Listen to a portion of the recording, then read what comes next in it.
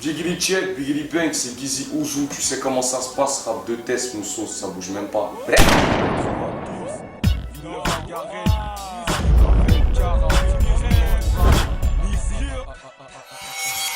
Cerveau d'un calibre de la face, dans nos têtes, sur nos torses.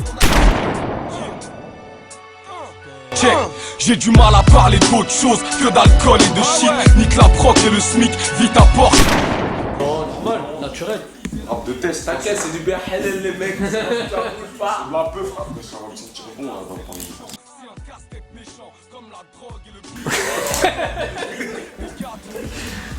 Vas-y, balance ça. Ok. Ok, rap de test avec Gizmo pour la sortie de Banquise. Le 16 avril. La banquise. La Banquise. Ouais, mon sauce. Ça sort le 16 avril. Ça sort le 16 et je suis à Rabat, dans 10. Ouais. L'album tant attendu. Juste avant, il y avait une street tape qui était sortie, je crois. Non, un album. C'est un album aussi? C'est des albums, photo. D'accord. C'était un album qui s'intitule, d'ailleurs normal, parce Normal. que c'est toujours dans les bacs, tu vois. Ouais. C'était une exclusivité FNAC, un 15 titres, qu'on a sorti le 3 octobre. Et vas-y, hein, tu vois, j'avais fait une petite vidéo, venez pas me chier dans les bottes, où je disais une connerie, parce que j'étais foncé, que j'allais sortir un album tous les 6 mois. Et t'as vu le matin quand tu te réveilles, que la France D elle est partie, que tu regardes la vidéo et que t'as vu que t'as dit ça, soit Faut assumer. tu passes pour un guignol qui s'effonce de la gueule, Ouais. soit une parole est une parole et tu fais ce que t'as à faire, tu vois. J'ai fait ce que j'avais à faire. Voilà. T'as J'ai sorti remis le le deuxième couvert là, album. avec la banquise. Ça va être très productif. Avant ça, j'imagine qu'il y a un parcours aussi. Un gros parcours de terrain. Bah déjà on a fait des tas d'open mic, tu vois, à l'époque Ouais. où je faisais partie de l'entourage. Presque tous les open mic parisiens, la miroiterie, les End of the Week, Bateau phare aussi, peut-être, 93, Bateau phare, j'étais pas là avec eux à l'époque. Ouais. À l'époque j'étais avec eux mais j'y allais pas. Eux ils faisaient le 104 aussi, tu vois, il y a eu plein de trucs. Et après il y a eu Rap Contender. Ouais. Ce qui t'a un peu servi de tremplin, on peut dire, entre guillemets, un De peu. fou. Ouais. Pas un peu, tu vois, Ouais. en Rap Contender, comme je le dis dans un morceau de l'album qui s'appelle Gizmax, tu vois, je parle à toutes les nanas que je fréquente, tu vois, et j'ai pas honte de le dire, j'ai pas peur de penser ce que je pense. Et je me Ouais. dis, vous étiez où avant Rap Contender, mon album?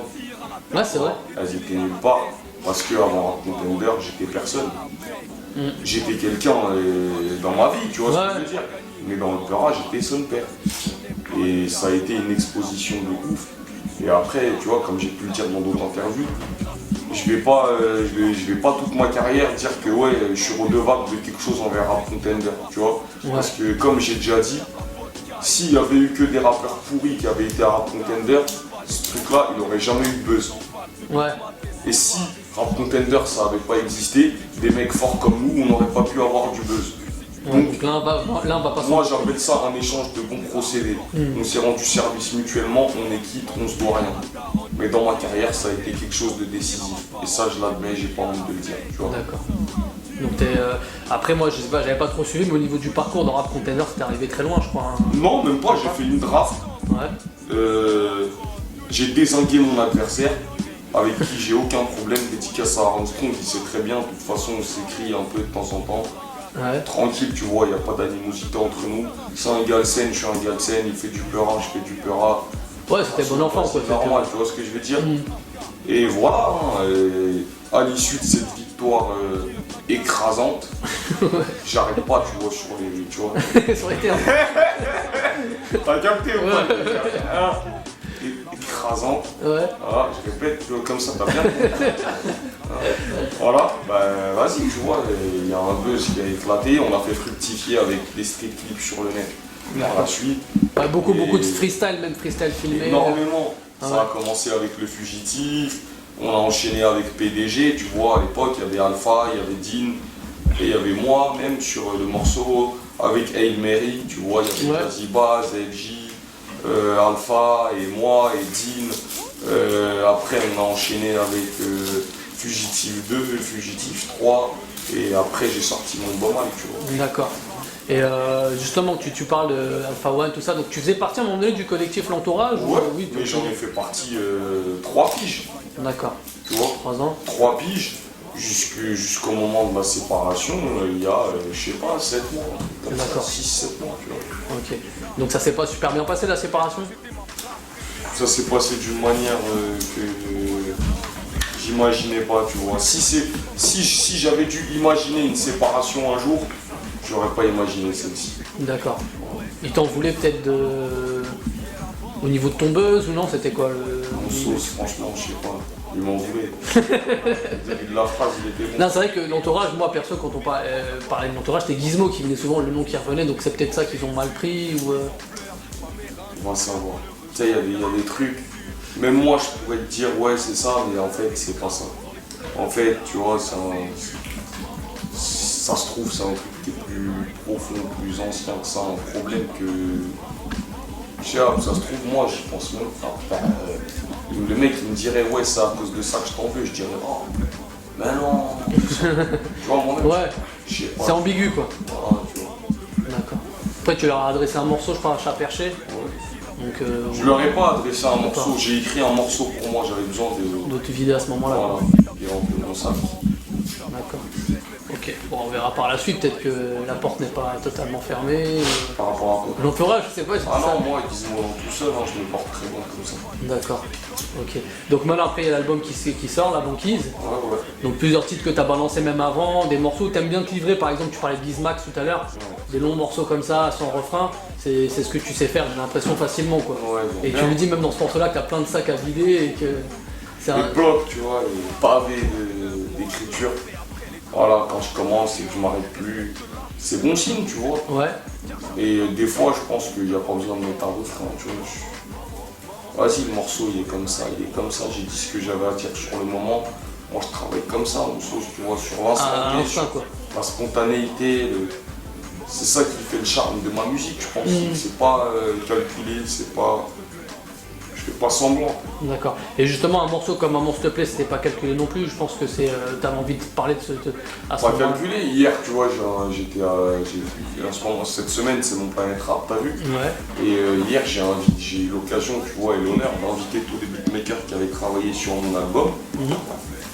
Et dans ces beatmakers-là, il y avait Clément, d'Animal Son, ouais. tu vois. Et donc c'est lui qui a fait le beat Maman s'il te plaît, il parlait de ce morceau.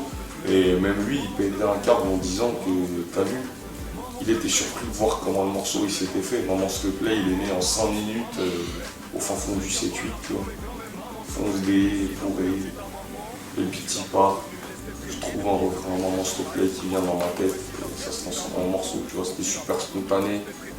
Au final, c'est un morceau dont je suis fier. Ouais.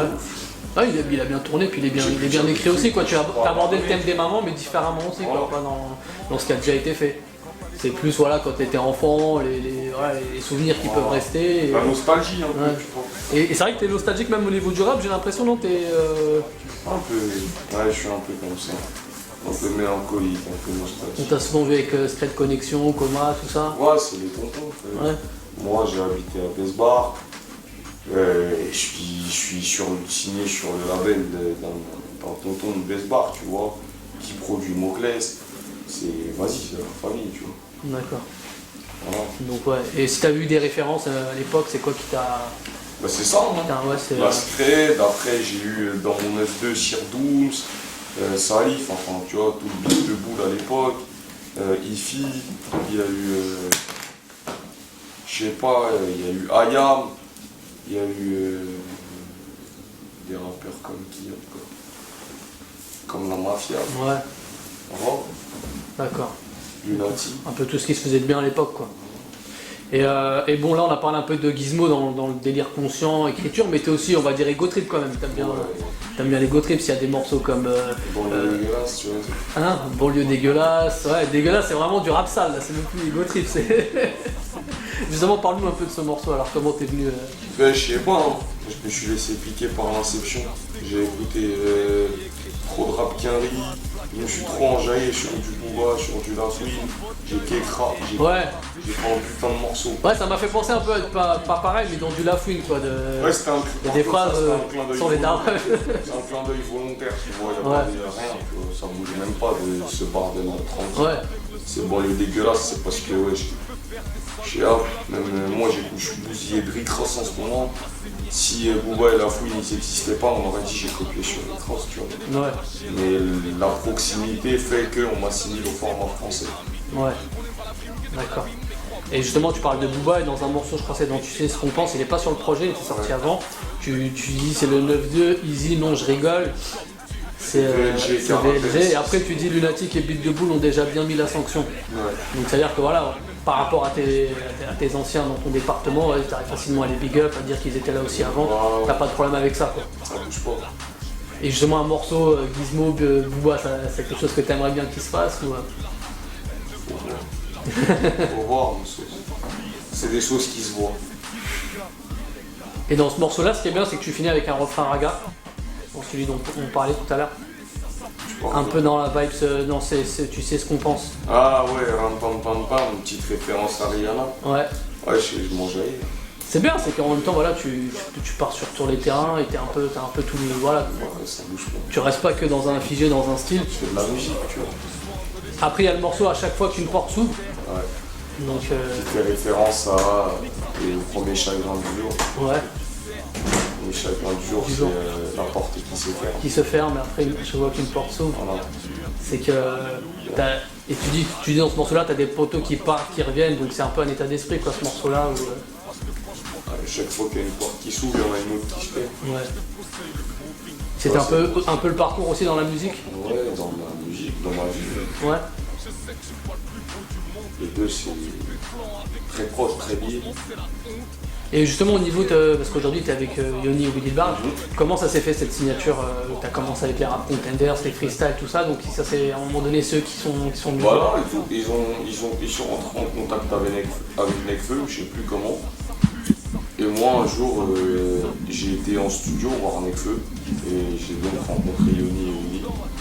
Et j'ai enregistré un morceau avec Nekfeu ce soir-là.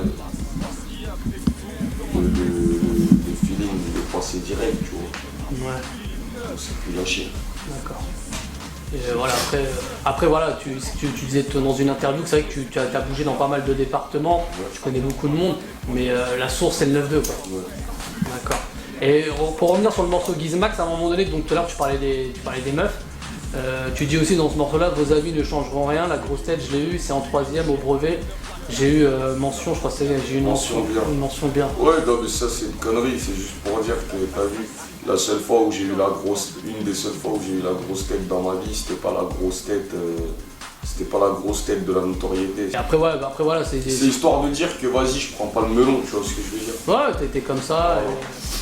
Et voilà, après t'as changé, toi t'as senti du changement à partir des rap contenders et tout ça, quoi, c'est-tu des trucs qui ont changé au niveau peut-être dans la vie de tout non le mais monde. même quand tu je sais pas, tu deviens un peu connu, tu changes aux yeux des gens.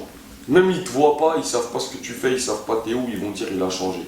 Ouais. Alors que t'as juste changé de statut en vrai. Tu fais toujours caca de la même manière, tu bédaves toujours les mêmes chiffres. C'est les gens qui te perçoivent différemment en fait. Voilà, exactement. Et pour revenir donc sur l'album, tu parlais des beatmakers, alors t'as fait appel à... Tu peux nous les citer un peu les beatmakers qui ont travaillé dessus? Sur l'album, il y a eu le binôme DJ Sims, Nono Lord Mac, tu vois. Lord Mac à l'époque qui avait travaillé avec Assassin et tout, tu vois, qui est un grand de quartier. Il y avait Igoum, tu vois, un frère de Lyon, Ouais. qui bosse depuis des années. Il y a eu Clément d'animation, qui a fait Banlieue dégueulasse, qui a fait Maman s'il te plaît. Il y a eu DJ Connex, qui a fait un morceau de l'album qui s'appelle J'attends, et qui a fait un morceau aussi de l'album qui s'appelle Ma haine viscérale, tu vois, je sais pas si t'as eu l'occasion d'écouter. La haine, non. Il y a eu... c'est tout, on a fait le tour. D'accord. Au niveau des invités, des featuring, Il n'y a que 2 featuring, un avec un Jamaïcain, tu vois, qui s'appelle Laza Morgan, qui marche bien là-bas et tout, qui est un artiste du Because, et un autre featuring avec Benny Portion, qui est un artiste de mon label. on t'a souvent vu avec aussi. Ouais. Voilà, c'est la famille, tu vois. Donc c'était volontaire de ta part de pas inviter. Ouais, c'était vas-y. Tu voulais te faire tout seul. Je voulais foncer, tu vois. Pas regarder ce qu'il y avait à côté. Les featuring, c'est gérer beaucoup aussi, tu vois, les à côté, non. L'autre il t'appelle, mon couplet il est mal mixé, vas-y, non, je sais pas quoi. Moi, je sais moi ce que j'avais à faire. Chef Demi, c'est un mec avec qui musicalement je m'entends super bien, je savais que ça allait être impeccable. Et pour Laza Morgan, c'est un featuring international et je savais que ça allait être impeccable parce que c'était géré par un chef de projet qui sait ce qu'il fait.